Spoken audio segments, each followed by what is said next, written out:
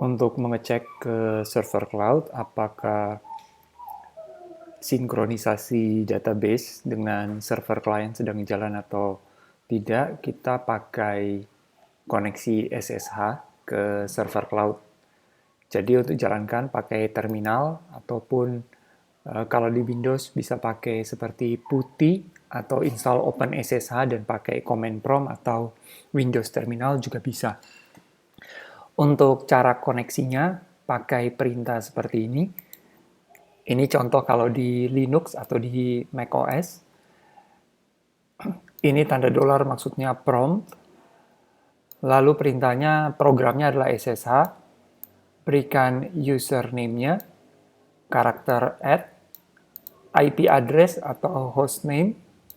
Lalu kalau portnya bukan port default 22, kita kasihkan /p lalu angka portnya. Ya. Kalau sudah jadi misalnya username-nya misalnya admin, IP address di internetnya misalnya 147.0.0.1, portnya misalnya 999, seperti itu. Oke?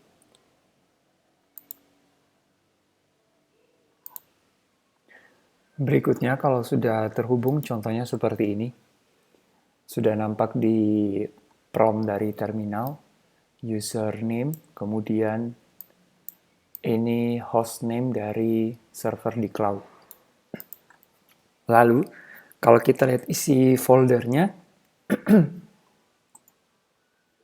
itu dari struktur home directory, umumnya ada folder master, Ruby Rep Files, script, backup, dan ini folder yang utama, ini untuk melakukan replikasinya.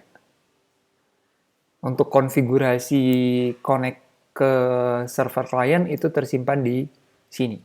Jadi ini dua folder yang harus dijaga. Untuk mengecek apakah sync sedang jalan atau tidak, replikasi sedang jalan atau tidak, bisa dengan melihat apakah ada proses Java yang jalan di background. Caranya ketik ps min ax spasi tanda vertikal grep Java. Lalu kita enter. Nah, kalau ada keluar seperti ini, Java, kemudian ada di dalamnya ada folder Ruby Rep, ini berarti sync-nya sedang jalan dan terhubung dengan cloud. Begitu. Kalau contoh tidak jalan, itu saya coba matikan dulu. Saya matikan sinkronisasinya atau replikasinya.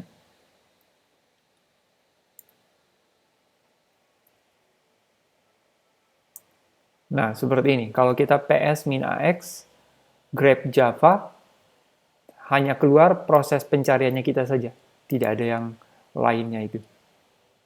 Maka untuk dijalankan, dari folder home-nya user, masuk ke folder Ruby Rep. cd Ruby Rep. Lalu, bisa ketik perintahnya atau cari saja dari history yang bentuknya seperti ini. Nah, ini. Ruby Rep, replicate, min c, kemudian file konfigurasinya ini, di folder script replication normal conf. Ya.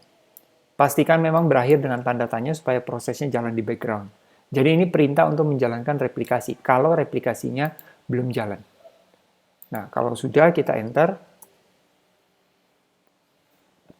Lalu untuk melihat apakah berhasil terhubung dengan server atau enggak, kita tunggu beberapa saat, biasanya ada pesannya.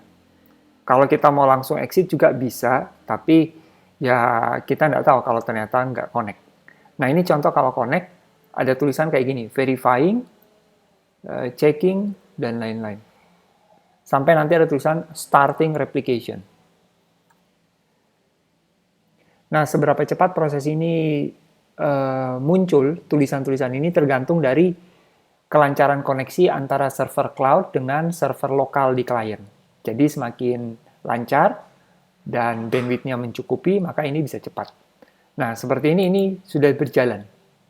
Jadi, tekan enter, kita kembali ke prompt. Ya.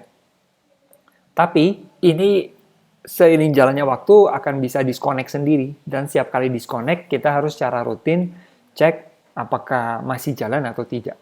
Lagi-lagi kita cek jalan atau tidaknya pakai ps-x grep Java. Contoh ini kalau saya enter, nah ini masih jalan. Begitu. Kalau sudah jalan, kita bisa exit. Sekarang kita contohkan kalau kita connect ke server yang tidak bisa terhubung ke server di lokalnya klien. Jadi cloud tidak bisa terkoneksi ke server lokalnya klien. Kita akan cek. Oke, yang ini saya sudah terhubung ke server cloud untuk klien yang server lokalnya tidak bisa dikontak, ya, tidak bisa terhubung. Jadi pertama, jadi ini sudah beda lagi ya servernya. Saya cek dulu apakah programnya jalan. Saya pakai ps-x lagi, dan ini tidak jalan. Kemudian kita masuk ke folder Ruby Rap, kemudian dijalankan. Kita akan lihat pesannya seperti apa.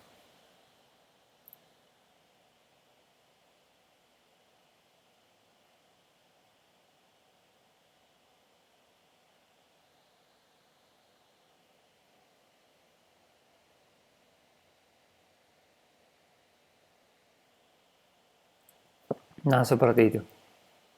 Ada exception, no connection to write database.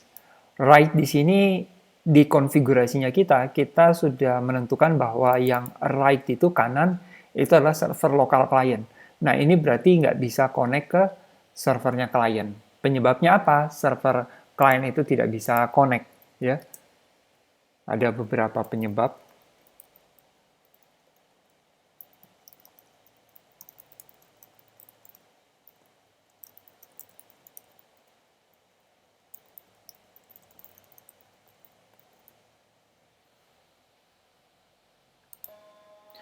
Nah, ini beberapa penyebab-penyebab utama yang sering kita jumpai, yang penyebab kenapa dari cloud kita tidak bisa connect ke server lokal klien, ya.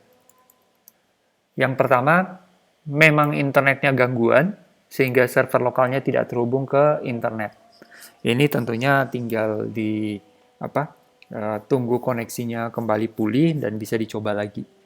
Yang kedua, modem internetnya belum dikonfigurasi untuk port forwarding, ya. Jadi port forwardingnya itu perlu disesuaikan sesuai dengan nomor port yang harus bisa dijangkau dari luar. Nah, yang ketiga, IP address-nya tidak reachable dari internet. Jadi servernya connect dengan internet, server lokal connect dengan internet, tetapi tidak bisa dihubungi dari luar, entah di ping ataupun coba connect, itu tidak bisa.